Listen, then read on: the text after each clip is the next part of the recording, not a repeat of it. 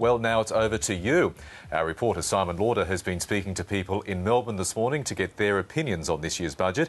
He joins us now. Simon, what is the public temperature on Wayne Swan's fifth budget?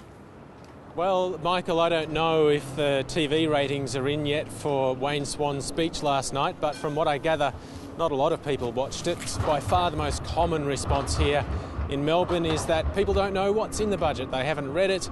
They'll read up on it later today or try and catch up on it perhaps later. So underwhelming is certainly the biggest response, and those who do know what's in it certainly are not impressed from what I've gathered. The people I've spoken to have not mentioned anything about the surplus, even on the big ticket item, the family tax benefit. I spoke to a father of three who will certainly be in line for some extra cash. He said he hadn't bothered to read up on the fine detail.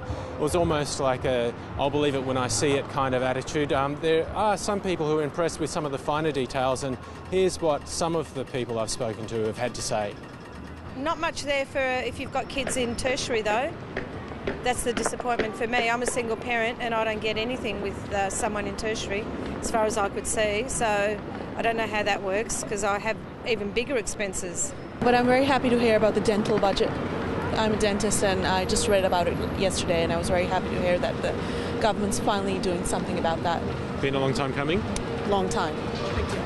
Simon, it's obviously disappointing that the Treasurer's speech has been knocked off, it seems, by a lot of commercial reality TV shows. But to those people that did switch in, it's the case with budgets most year, isn't it, that the real details aren't digested until the day or two after the Treasurer's speech.